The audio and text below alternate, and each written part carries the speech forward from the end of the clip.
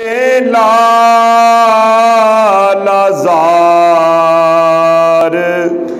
پھرتے ہیں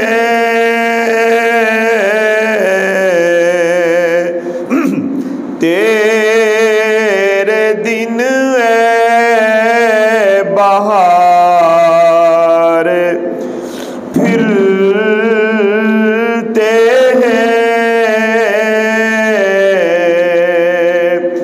اس گلی کا گدا ہوں میں جس میں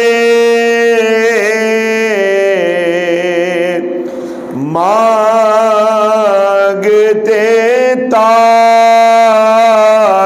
تاجدار پھرتے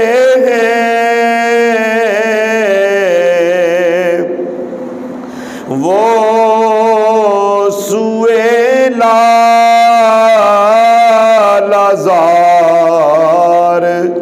پھرتے ہیں۔ سب تعریفیں، عظمتیں، قدرتیں، رفعتیں، بلندیاں، تحمید و تقدیس، عظمت و کبریائی اللہ رب العالمین جل جلالہ و جل شانہ کے لیے ہے، جو ساری کائنات کا تنہا واحد و یکتا خالق و مالک ہے۔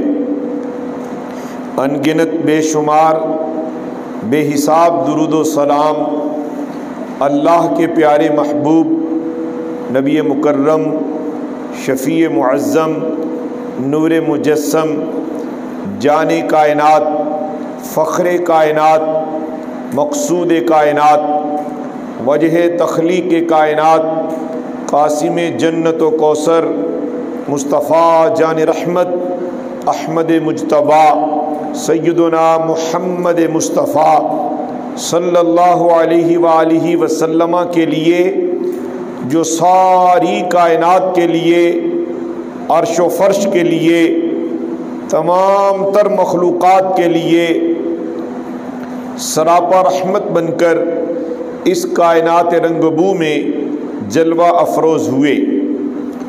معزز و مکرم حاضرین گرامی مرتبت، Siddiqui T V YouTube channel کے ناظرین، میرے ہم سفر، مجھ سے بہتر یاران طریقت و شریعت نہایت ہی مقتدر علامہ عبدالحنان صاحب، صوفی باصفا حاجی محمد حنیف صاحب احسن بھائی، پیارے طاہر امین صاحب، سعید بھائی، دیگر جامعہ سیدنا صدیق اکبر رضی اللہ عنہ کے ہونہار طلباء ذیشان، محترم و مکرم سامعین محترم، آج کے جمعۃ المبارک پر نماز کی اہمیت اس عنوان سے آپ کی خدمات مبارکہ میں قرآن مجید اور احادیث طیبات آپ کی سماعتوں کے حوالے کرنے کا مجھے شرف حاصل کرنا ہے۔ مادیت کے اس دور میں دنیا کی طلب اور تڑپ نے، ہوس اور ہرس نے، لالچ اور دنیا کی دولت نے ہمیں اس قدر غافل کر دیا کہ اذان کا سننا اور پھر اذان کے بعد نماز کی ادائیگی ہمیں بوجھ محسوس ہونے لگی۔ الا ماشاء اللہ بہت سارے لوگوں نے صرف دنیا جمع کرنے کے لیے اپنے رب کو بھول کر اس کا رزق تلاش کرنا چاہا۔ ایمان والو، اگر رب کا رزق ہی چاہتے ہو تو پھر بھی رب رزاق سے تعلق جوڑ کے رکھو، تاکہ وہ دینے والا تمہیں سجدے کی حالت میں دیکھے تو تمہیں طلب سے بھی سوا عطا فرما دے۔ قرآن مجید نے واضح طور پر کئی ایک مقامات پر نماز کی فرضیت و اہمیت و فضیلت اور ترغیب نماز پر اہم ارشادات فرمائے ہیں۔ کوئی بھی حکم خدا غیر اہم نہیں ہے، مگر قربان ہو جائیں کہ نماز ایک فرض ایسا ہے۔ حضور صلی اللہ علیہ وسلم ارشاد فرماتے ہیں، نماز دین کا ستون ہے، نماز جنت کی چابی ہے، نماز قبر کے اندھیرے کو روشنی میں تبدیل کرنے کا سامان ہے، نماز تنگ دستی دور کرتی ہے، نماز انسان کو آبرو عطا کرتی ہے، نماز انسان کی دعائیں قبول کرنے کا کامل وسیلہ ہے، نماز بندے کو رب کے قریب کرتی ہے، نماز ہی ایک ایسا کامل وسیلہ ہے جو انسان کے ہر دکھ، ہر درد، ہر رنج، ہر بیماری، ہر پریشانی، ہر مشکل کا بہترین اور کامیاب نسخہ بھی ہے اور علاج بھی ہے۔ آج ہم نے نماز مکمل طور پر مسجد کے امام و خطیب کے حوالے کر دی، بس حضرت آپ ہی اذان پڑھیں، آپ ہی نماز پڑھائیں، چند ایک بزرگ پڑھیں گے، ہم بچوں کی روٹی کمائیں کہ نماز پڑھیں۔ اللہ ماشاءاللہ حالات یہ ہو چکے ہیں، اور حضرات گرامی مرتبت نماز کے بغیر انسان کا دین بھی مکمل نہیں ہوتا۔ قرآن مجید میں اللہ رب العالمین نے بہترین استعانت کا وسیلہ بھی نماز کو قرار دیا ہے، فرمایا استعینوا بالصبر والصلاۃ، فرمایا مشکل آ گئی ہے، پریشانی آ گئی ہے، غم آ گیا ہے، بے چارگی میں مبتلا ہو گئے ہو، اب کیا کرو گے؟ فرمایا ہم تمہیں نسخہ کیمیا دیے دیتے ہیں، فرمایا صبر، بسم اللہ، اور نماز سے مدد حاصل کرو۔ اور جب بندہ صبر کرتا ہے، ایک اور مقام پر رب نے یہ اعلان کر دیا ہے، فرمایا ان اللہ مع الصابرین، فرمایا صبر کرنے والوں کے لیے اللہ نے اپنی معیت کا اعلان کر کے بتلا دیا ہے کہ مشکل وقت میں صبر کا دامن نہ چھوڑنا۔ حضور علیہ الصلوۃ والسلام پر جب بھی کبھی کوئی مصائب آئے، اور یاد رکھیں آج ہم نے کثرت رزق کو خدا کی خوشی قرار دے دیا ہے، آج ہم نے دنیا کی آسائشوں کو، دنیا کی آرائشوں کو، دنیا کی نعمتوں کی کثرت کو ہم نے یہ سمجھ لیا کہ رب اس بندے پر بڑا راضی ہے، اس کے پاس گاڑی، کوٹھی، بنگلہ، حسن، زیبائش، آرائش، اس کے پاس کھیت کھلیان، محلات، کوٹھیاں، پلاٹ، دکان، مکان، سب کچھ موجود ہے۔ مرحبا چشتی صاحب، کرسی خالی تو اڈی مرحبا، آ جاؤ۔ لیکن یاد رکھو، جس کے پاس یہ سب کچھ نہ بھی ہو مگر اس کا تعلق للہ مضبوط ہو جائے، اس کو 5 وقت کی نماز نصیب ہو جائے، جس بندے کو پیشانی کے سجدوں کا نور میسر آ جائے، جس کو حی علی الصلاۃ کے بعد بندے کو سجدہ میسر آ جائے، وہ سمجھ لے کہ اللہ نے اس پر اپنا راضی نامے کا اعلان کر دیا ہے۔ قرآن مجید میں اللہ نے فرمایا ان الصلاۃ تنہی عن الفحشاء والمنکر۔ آج مادیت کے اس دوڑ میں، مادیت کی اس دھوپ میں، اس کڑی دھوپ میں، جبکہ ہر شے شرم و حیا سے خالی ہوتی نظر آ رہی ہے، حیا بھی سجدہ عطا کرتا ہے، دکھوں سے نجات بھی سجدہ عطا کرتا ہے۔ اور یاد رکھیں وفا کا تقاضا بھی یہ ہے، جس کے بندے ہیں اس سے بندگی سے تعلق جوڑ کر اس کی بندگی کر کے اپنے رب سے وفا کا اعلان بھی کریں۔ اور تم بندے ہو کر جب وفا کا اعلان کرو گے تو وہ رب ہو کر اپنے عرش سے بندے کے لیے رحمتوں کا اعلان فرما دیتا ہے۔ فرمایا بے شک نماز برائی اور ہر فحاشی، ہر برائی، ہر بے حیائی، ہر جگ ہنسائی سے بچاتی ہے۔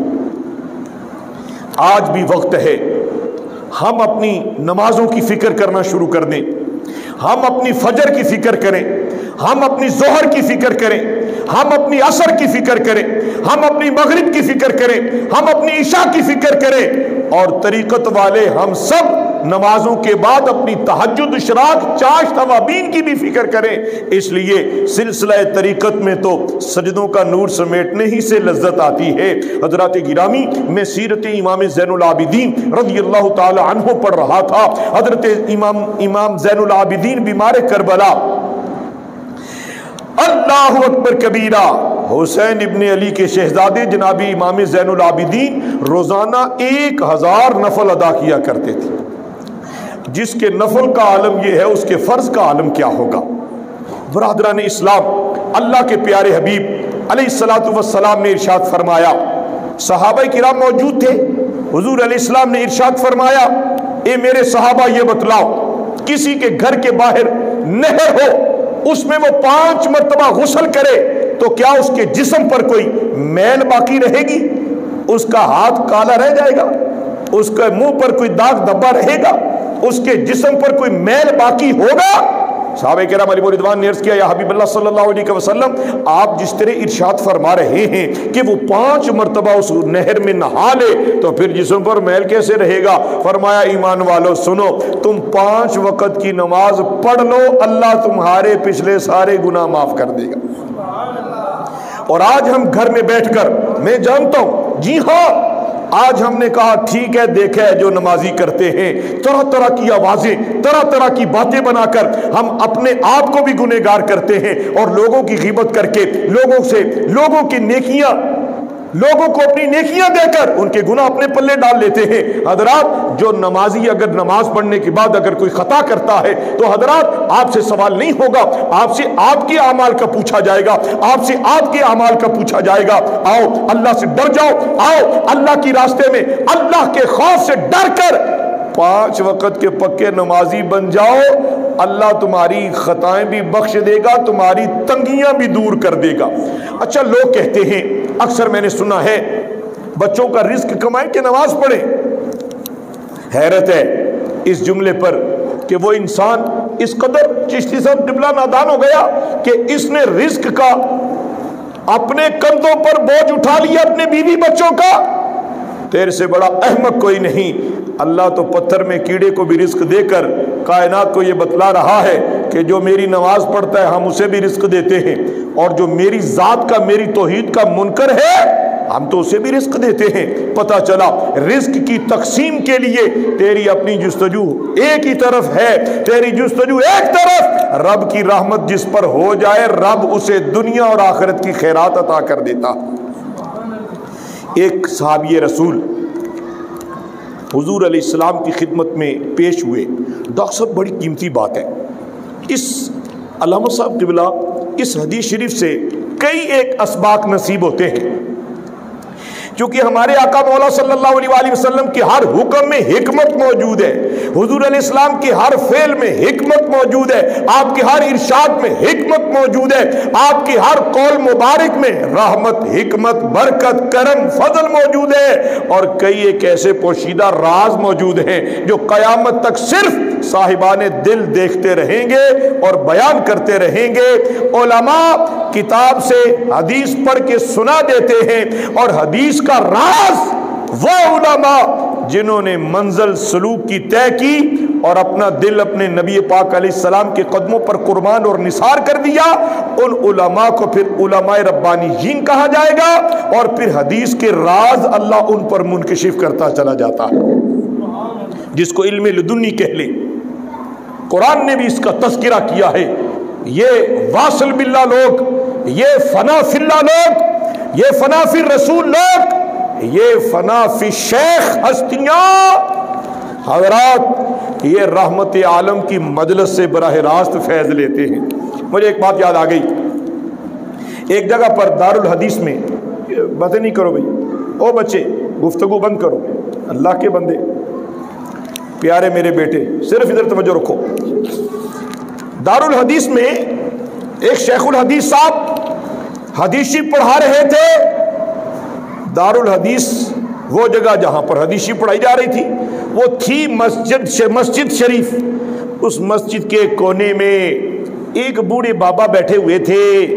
لوگ ان کو سادہ، اور بابوں کے متعلق لوگ ویسے ہی اپنی رائے کمزور رکھتے ہیں، یہ مسجد میں نہ آئیں تو کیا کریں، یہ بوڑھے ہیں کام کوئی نہیں کرتے، اب ان کی داڑھی کے بعد سفید ہو گیا، اب بھی یہ مسجد میں نہیں جائیں گے تو کیا کریں گے؟ لوگوں کی باتوں کو پرواہ کیے بغیر اپنے منہ کو بند رکھو، اپنے منہ کو لگام دو اور خاموشی اختیار کرو۔ کسی پر تبصرہ کرنے کی بجائے، کسی بزرگ کی دل آزاری کرنے کی بجائے اتنی دیر درود پڑھ لو اور بزرگوں سے دعائیں حاصل کر لیا کرو۔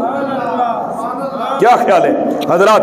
وہ ایک بابا جی بیٹھے تھے، وہ اٹھے اور شیخ الحدیث صاحب کی خدمت میں حاضر ہوئے، عرض کرنے لگے حضرت صاحب، استاد جی آج جو آپ نے حدیث پڑھائی ہے، یہ الفاظ جو حدیث کے آپ نے بیان کیے ہیں یہ درست نہیں ہے۔ وہ استاد بھی حیران ہوئے کہ یہ ایک کمزور سے بابا جی ہیں، کسی مکتب میں داخل نہیں ہوئے یوسف صاحب، کسی مکتب میں گئے نہیں، صرف نحو سے یہ نہ واقف، اصول منطق سے یہ نہ واقف، اصول حدیث سے یہ نہ واقف، کتاب حدیث سے یہ نہ واقف، اور یہ ایک سائٹ پر بیٹھ کر ہر وقت اللہ کے ذکر میں مشغول بندہ اور ایک شیخ الحدیث سے کہہ رہے ہیں کہ یہ حدیث نہیں ہے۔ تو وہ شیخ الحدیث بھی چونکہ خدا کے دوست تھے، کہا ذرا توقف کیجئے، میں ذرا اس کی تحقیق کر لیتا ہوں۔ کتب احادیث پڑھانے والے سیاہ ستہ پر علم اور فضل کے اس یکتا روزگار نابغہ روزگار شخصیت نے، اس عظیم ہستی نے حدیث کی دوسری کتاب کو منگوایا، کھولا، اس میں غلطی نظر آ گئی، غلطی درست کی، طلباء سے فرمایا میں نے تھوڑی ہی دیر پہلے جو آپ کو سبق پڑھایا ہے اس میں کچھ غلطی بیان ہو گئی ہے، ہم سب اللہ سے توبہ کرتے ہیں، استغفار کرتے ہیں، اصول بھی یہی ہے انسان سے خطا ہو جائے یہ جلدی جلدی توبہ کر لے، یہ جلدی جلدی نماز کی طرف آ جائے۔ اور حضرات نماز پڑھنے والا آدمی گناہوں سے پاک کر دیا جاتا ہے۔ نمازی اچھا لوگ کہتے ہیں جی سال تے پڑھی نہیں نماز، ہون جاؤں گے تے مولوی صاحب کی آکھن گے، اب جائیں گے تو وہ ساتھ والے جو پہلے پرانے نمازی ہیں وہ کیا کہیں کدھر آئے ہو بھائی؟ حضرات جو بھی جب بھی جس وقت بھی مسجد میں آئے اسے سینے سے لگاؤ، یہ نمازیوں کی بھی ذمہ ہے، یہ وارث محراب و منبر کے بھی ذمہ ہے۔ کسی گنہگار کے گناہ کی وجہ سے اس سے نفرت کرنا یہ تو طریقت میں ویسے ہی ناجائز ہے، شریعت میں کب اجازت ہے؟ گنہگار آئے، صوفیہ تو سینے لگاتے ہیں اور ہم ہیں کہ فتوے لگانے سے بازی نہیں آتے۔ اس کو کبھی مسجد نہیں دیکھا، نہ جانے کہ وہ توبہ کر کے تو مسجد میں رہ کر خود میں تکبر میں خود نمائی میں انا میں فنا ہو جائے اور برباد کر دیا جائے، اور ایک باہر سے آئے خدا کو منائے، رب اس سے مان جائے، اس کی ہر کی ہوئی خطا کو کلمے عفو پھیر کر رب اس کی ساری خطاؤں کو نیکیوں میں بدل کے رکھ کر تجھ سے بھی اس کو درجہ اول عطا کر دے، درجہ اولا عطا کر دے، تو پتہ یہ چلا ہم وقت عاجزی اختیار کرنی چاہیے۔ کوئی نشاندہی کرے غلطی کی، اس کی نشاندہی کو قبول کر لینا چاہیے اور اللہ سے معافی طلب کر لینا چاہیے، ہچکچانا نہیں چاہیے۔ خطائیں بندوں سے ہوتی ہیں، جانور سے بھی کبھی خطا ہوئی ہے؟ بتاؤ، بکری سے کبھی گناہ ہوا؟ بولو، خرگوش نے کبھی کوئی گناہ کیا؟ گائے بھینس نے کبھی خطا کی؟ نہیں۔ جس کو عقل ملی، شعور ملا، جسم ملا اور اللہ رب العالمین نے علم دیا، طاقت دی، نفس دیا، جہاد کرنے کا موقع دیا، وہ کبھی گناہ کرتا ہے کبھی نیکی کرتا ہے، اور جب گناہ کرنے کے بعد توبہ کرتا ہے رب تعالیٰ اسے اپنا بندہ بنا کے زمانے میں ممتاز کر دیا کرتا ہے۔ سمجھ گئے ہو حضرات گرامی؟ وہ شیخ الحدیث صاحب نے کتاب منگوائی، کہا جی ہاں مجھ سے بابا جی یہاں غلطی ہوئی ہے، مگر ایک سوال ہے آپ سے۔ بابا جی سے سوال پوچھنے والے شیخ الحدیث ہیں، کہا جی حضور ارشاد فرمایا یہ بتائیں کہ کبھی کسی مکتب میں آپ کے متعلق سنا ہے کہ آپ کہیں سے فاضل نہیں، آپ کے متعلق سنا ہے آپ نے کچھ پڑھا نہیں ہوا، آپ کے متعلق یہ سنا ہے کہ آپ نے کسی دارالعلوم میں کسی استاذ کے سامنے زانوئے تلمبس طے نہیں کیے، پوچھ سکتے ہیں کہ آپ نے یہ جو نشاندہی کی ہے کہ یہ حدیث نہیں ہے اور آپ کی نشاندہی درست ہے، اس درستگی کے پیچھے کیا ہے؟ فرمایا حضرت جی آپ کتاب پڑھتے رہے، میں جس کی حدیث ہے میں اس کی مجلس میں بیٹھا ہوتا۔ اونچی آنکھوں میں اس کی مجلس میں ہوں۔ جب آپ نے یہ الفاظ دہرائے تو کونین کے سلطان علیہ الصلوۃ والسلام کے چہرے نور پر ذرا طبیعت پر بوجھ آیا۔ میں سمجھ گیا جو سرکار دو عالم جلال میں ہے، یہ حدیث ان کی درست نہیں ہے۔ تو آپ سمجھ گئے ہوں گے میری بات۔ میں یہ عرض کرنا چاہتا ہوں کہ کچھ احادیث کے راز ہوتے ہیں جو اولیاء کاملین پر منکشف ہوتے ہیں، اور حضرات جو حدیث میں آپ کو سنانے جا رہا ہوں پوری توجہ سے سماعت کیجئے گا۔ ایک شخص دربار مصطفیٰ جان رحمت میں پیش ہوا، عرض کرنے لگا یا رسول اللہ صلی اللہ علیہ وسلم، مجھ سے وہ گناہ ہو گیا ہے جس پر حد لاگو ہوتی ہے۔ پتہ چلا آقا کریم علیہ الصلوۃ والسلام کے قدموں میں بیٹھنے والے شریعت کے نور سے منور لوگ تھے۔ ہم گناہ کر کے بھی کہتے ہیں کچھ خیر، ہم گناہ کو گناہ ہی نہیں تصور کرتے۔ بابا جی کے لیے کرسی لاؤ نا، کوئی ساتھی صحیح صاحب لے کے آؤ کرسی، پیش کرو کرسی۔ یاسین صاحب، برادران اسلام، پیارے حاجی حنیف صاحب، قبلہ چشتی صاحب اور علامہ عبدالحنان صاحب، برادران طریقت و شریعت، وہ شخص پیش ہوا، عرض کرنے لگا مجھ پر حد لاگو ہونے والا گناہ مجھ سے سرزد ہو گیا، حد لاگو کریں۔ نبی مختار نہیں بولے، تھوڑی ہی دیر گزری، وہ کہتا رہا، آپ خاموش رہے۔ تھوڑی ہی دیر کے بعد وقت نماز ہو گیا، نماز کا وقت آ گیا۔ سرور عالم علیہ السلام نے فرمایا وضو کرو، نماز پڑھو۔ وہ کہے جا رہا ہے مجھ سے وہ گناہ ہو گیا جس پر حد لگتی ہے۔ سرور انبیاء نے فرمایا وضو کرو، نماز پڑھو۔ اس نے وضو کیا، میرے آقا کریم سرکار دو عالم نور مجسم صلی اللہ علیہ وسلم کی اقتداء میں نماز پڑھی۔ نماز پڑھ کے جب سارے چلے گئے، یا رسول اللہ مجھ سے وہ گناہ ہوا جس پر حد لاگو ہوتی ہے۔ نبی پاک نے فرمایا تو نے نماز پڑھی ہے میرے پیچھے؟ جی یا حبیب اللہ پڑھی ہے۔ فرمایا نماز پڑھنے کے بعد رب نے تیرے میرے سب، میرے نہیں، صبر کے سب، حضور نے اپنے بارے میں نہیں فرمایا، حدیث کے لفظ غلط ہو جائیں گے، اللہ مجھے بھی معاف فرمائے۔ حضور نے فرمایا اللہ نے نماز کی برکت سے تیرے اور جتنے بھی سنگی پیچھے نماز پڑھ رہے تھے سب کے گناہ معاف کر دیے۔ حضرات پتہ چلا ہمیں معیار ملاقات، ہاں نیک بندوں کی صحبت ضرور اختیار کرو، مگر گناہگار سے نفرت کرنے کی قطعاً اجازت نہیں ہے۔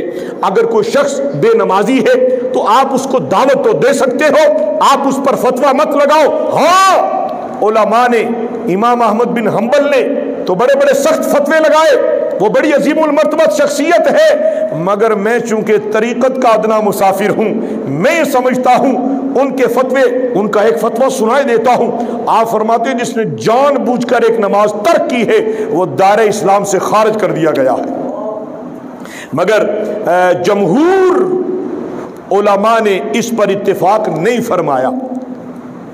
بلکہ ایک اور حدیث میں ہے من ترک الصلاۃ متعمدا فقد کفر، یہ اس حدیث پر بھی علماء ذیشان فرماتے ہیں احتیاط کی ضرورت ہے۔ اب کوئی نماز جان بوجھ کر چھوڑے گا نہیں، مسلمان ہو نماز چھوٹ جائے اسے چاہیے کہ وہ اپنی قضا نماز پوری کرے، جتنی نمازیں اس کی قضا ہے وہ ادا کرے، اور جس نے ابھی تک سچی توبہ نہیں کی اس کے لیے دروازہ رحمت کھلا پڑا۔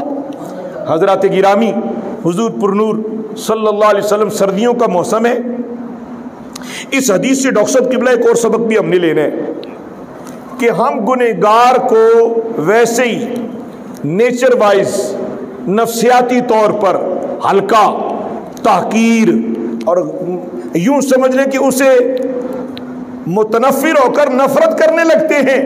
کبھی ایسا نہ کیا کرو حضرات۔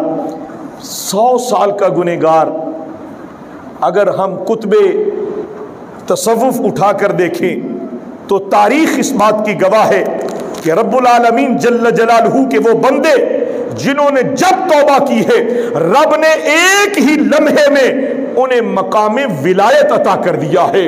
کہیں مقام ولایت کے لیے سجدہ ہے، کہیں رکوع ہے، کہیں قیام ہے، کہیں سجدے، کہیں شبداری، کہیں روزے، کہیں صدقہ، کہیں اذکار، مگر قربان ہو جائیں توبہ کرنے والے کے لیے ایک ہی لمحے میں رب نے اپنے عرفان کا فیصلہ کر دیا ہے۔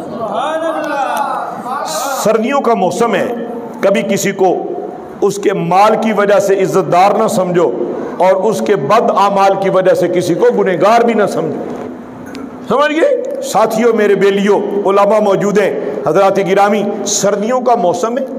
طاہر امین صاحب، سردیوں کا موسم ہے، سرور کائنات علیہ السلام باہر تشریف لے کر گئے، ایک درخت کی ٹہنی کو ہلایا،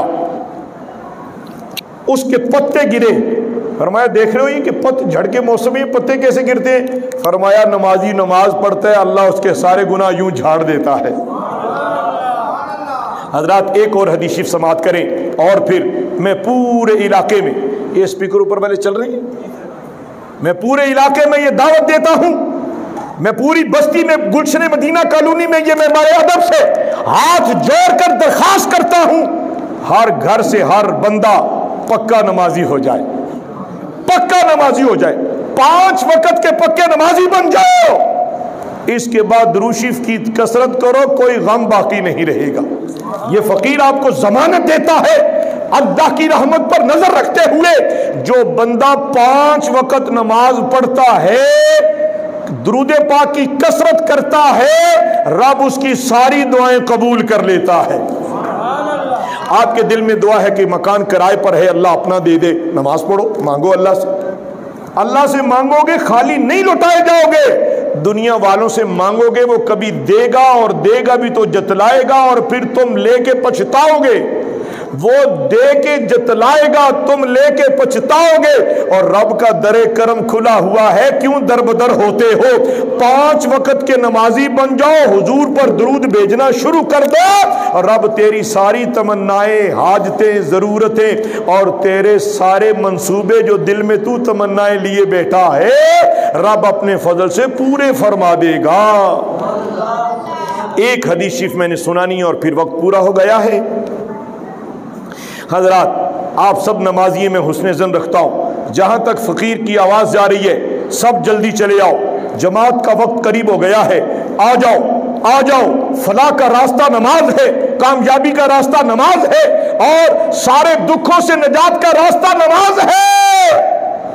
قیامت والے دن کہو گے کہ کوئی کہتا رہا کہ کامیابی کا راستہ نماز ہے، ادھر سے مؤذن اذان دیتے ہیں حی علی الفلاح، ہم دنیا کاموں میں مصروف رہتے ہیں، شاید کہ ہمیں فلاح کی ضرورت نہیں۔ جب یہ پیغام سرمدی ہے تو پھر خدا کے فرمان سچے ہیں، دنیا والوں کی دوستیاں جھوٹی ہیں، ایسا ہے کہ نہیں؟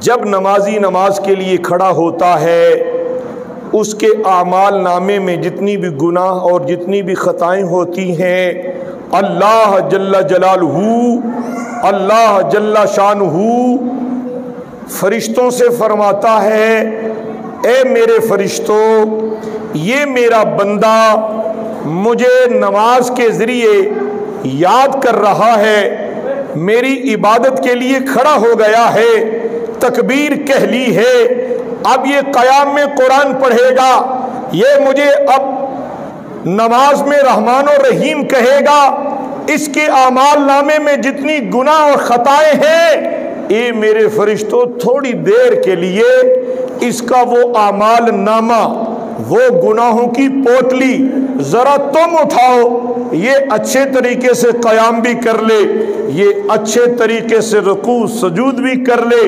جب نماز مکمل ہوتی ہے، سرور انبیاء علیہ السلام فرماتے ہیں، وہ فرشتے اللہ کی بارگاہ میں پیش ہوتے ہیں، اے اللہ تیرے اس بندے نے نماز پڑھ لی ہے، اس نے نماز قیام، رکوع، سجدہ، پوری نماز اس کی مکمل ہو گئی، خروج بسنعی، اب اس نے سلام بھی اپنی مرضی سے پھیر دیا ہے، اب اس کے وہ گناہ جو اس نے کیے تھے ہم نے اٹھائے ہوئے ہیں واپس رکھیں۔ فرمایا، اللہ فرماتا ہے، حضور علیہ السلام فرماتے ہیں کہ اللہ فرماتا ہے، فرشتوں مجھے اب حیا آتی ہے، مجھے اب شرم آتی ہے کہ میرا بندہ کہہ رہا تھا الرحمن الرحیم، میرا بندہ سبحان ربی العظیم کہہ رہا تھا، میرا بندہ سبحان ربی الاعلیٰ کہہ رہا تھا، اس نے مجھے سبحان کہا، اس نے مجھے رحمان کہا، اب شان رحیمی یہ ہے، اب شان کریمی یہ ہے، اب میری سبحان ہونے کی عزت اور عظمت کا نشان یہ ہے کہ اے فرشتوں میں نے اس کے وہ گناہ معاف کر دیے ہیں، اب اس کو ہلکا ہلکا چلنے پھرنے دو،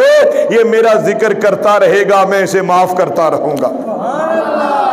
محبوب الہی صاحب قرآن مجید میں اللہ رب العالمین جل جلالہ نے فرما دیا، اچھا جی ہم غریب لوگ ہیں، بچوں کی روٹی کمائیں کہ خطیب صاحب کی تقریریں سنیں، ہم مسکین لوگ ہیں، ہمارے گھر تو دوسری وقت کی روٹی نہیں، ہم اپنے بچوں کے لیے مزدوری کریں کہ نمازیں پڑھیں۔ میرے دوستو یہ شیطان کا جھوٹا جھانسا ہے، اور تیرے حصے کی روزی اللہ نے تو تیرے لیے مقرر کر دی ہے، اور ہاں اس میں برکت کے لیے تو سجدوں کی کثرت فرما تاکہ تیرے رزق میں اللہ برکتیں شامل فرماتا چلا جائے، رب تیرے رزق کو کشادہ کرتا چلا جائے۔ حضرات اللہ سے کوئی پوچھ سکتے کہ یا اللہ حاجی حنیف صاحب کے لیے اتنے پلاٹ، حاجی یاسین صاحب کے لیے، چشتی صاحب کے لیے، فلاں کے لیے اتنا؟